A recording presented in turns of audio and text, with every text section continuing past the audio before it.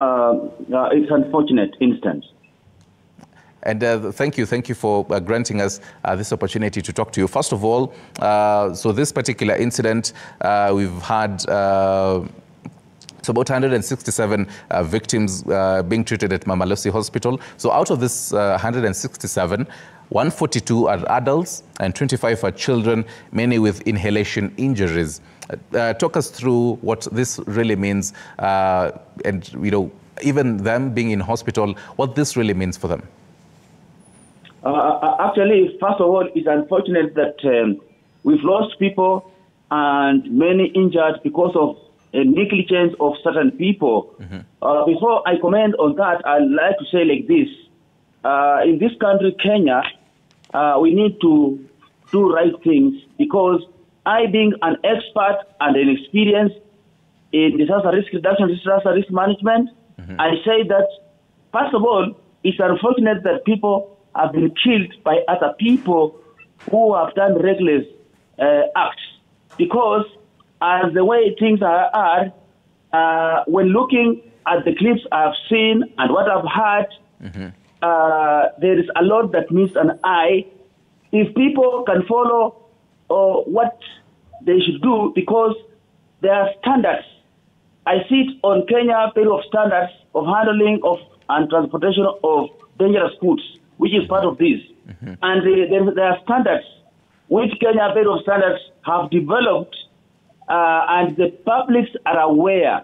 Anyone dealing with such commodities, they need to have those standards which describe how those standards, how such goods should be kept, packaged, manufactured, and even transported, and storage, name it. Mm-hmm. So people being killed because people have failed to do their responsibilities. The police and other institutions need to take a swift action of investigation and take the responsible owners to court as soon as possible. All right. Before I talk about what those ones that are affected are going through. Okay. Those affected, what they are going through is a difficult situation. Okay. Because those injuries resulting gas explosion, people inhale fire. When you inhale fire, what happens? It burns through to the lungs.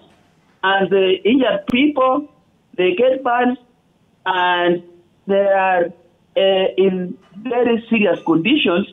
So those hospitals attending to them, I thank them that they took initial responsibility of attending to them, but right. They need to do much to ensure that those casualties get the right treatment, because fire burns resulting gas explosion, they are very dangerous and can cause more death as it is now. Okay.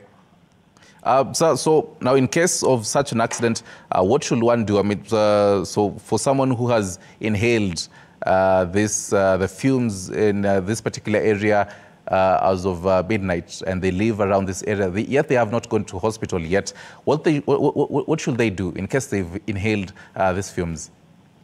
I'm telling you, the number is a lot. People don't understand what they need to do. All people surrounding that incident, when that fire explosion, first of all, there is heat. There is inhalation. Okay. So there is a larger population in thousands, not only the hundreds I'm being told. So those people who feel that they got the heat, they got inhalation, let them go for treatment so that doctors will give them the next action. Because if they stay at home, they may be affected more and more, and even some may die. Mm-hmm. So it is important that any person who failed, that is the heat, inhalation, they need to go for treatment. Right.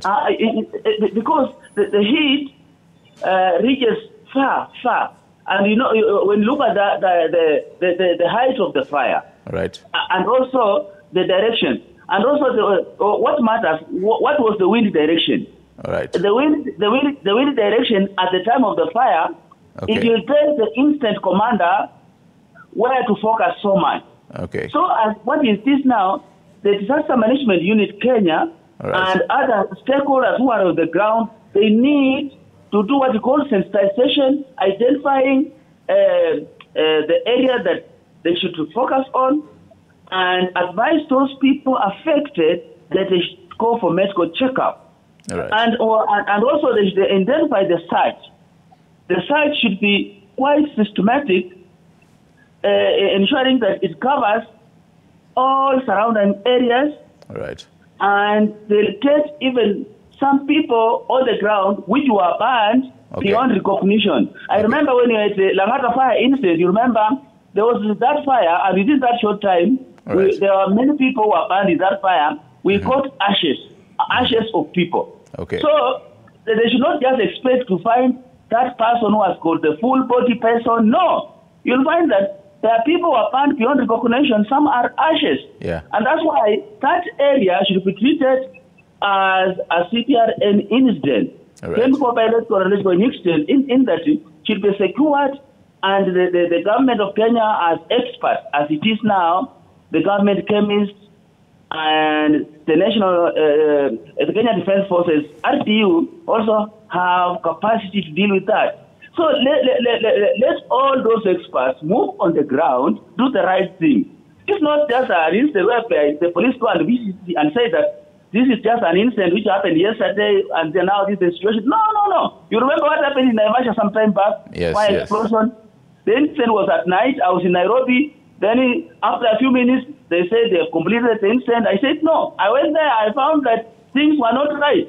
I started fresh to investigate and call the experts.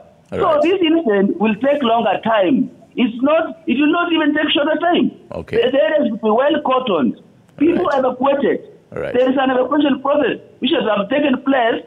Let the county government of Nairobi be responsible. Let the governor do the right work. Let the Nairobi county people ensure that those people are evacuated. They are given support. There is humanitarian need in that area. So there is a note that meets an eye. It's not just a thing that something has just happened, an incident has happened and it's done. No. This is a long process. A final one for you, sir. A final one briefly before I let you go. The trauma that the residents there, those who are living there, might have experienced due to the magnitude of this incident. How should that be taken? May you repeat the question, sir? For the trauma of the residents living around this particular place, and even the workers, they've experienced trauma due to the magnitude of this incident. How should this be taken through? In disaster management, there's what we call, after the response phase, there's recovery phase. What I expect to see right now is recovery objectives. They cover identification of those people in need of medical who are still undergoing treatment.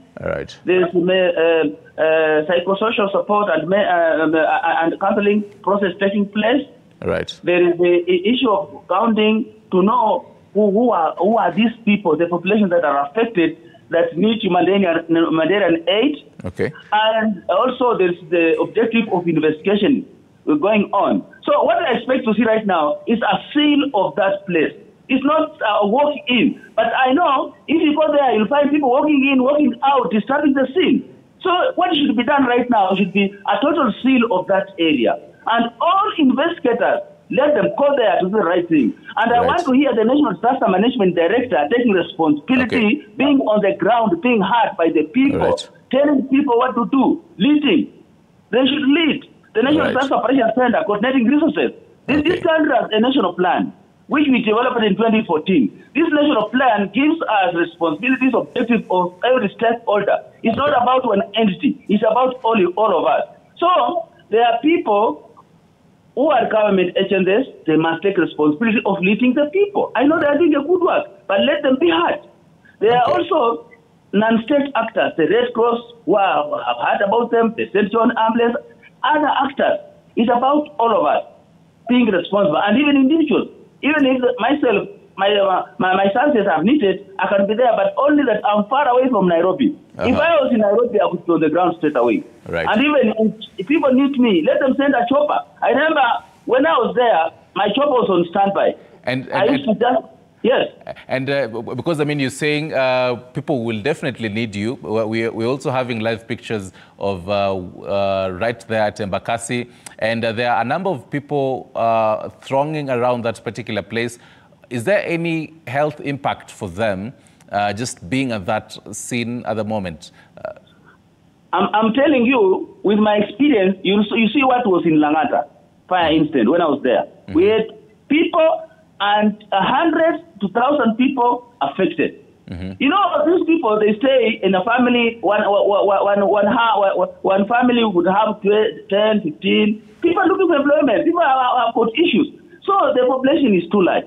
Right now, there is a lot of humanitarian need in that area. Mm-hmm. That's why I've said, let the incident commander on the ground take responsibility. It's not about OCS. It's not about OCPD. It's not about the regional police commander in Nairobi. Right. It's about incident management, and the incident commander must direct, must give orders, must give the situation, and must update the public. It's not about the government spokesman giving the update. It's about the incident commander, incident management. There is a communication officer at the incident level. All right. Who should be updating the public. Since yesterday, when this incident happens, we need to have several updates. All right. It is not a small matter. It's not just something happening. It's something that Miss and I, that's why you just support a similar incident happening in America, in UK, in developed countries. Right. Asante sana. Right now, every focus must be in Embakasi. It's not something easy. I'm telling you where I am now. Even if a chopper can send me in Kakamega, where I am now, I'll come and go. I'll serve my country. I'm ready to serve. All right. Asante sana, sir. Asante sana, Pius Mwachi, the disaster and risk reduction and managing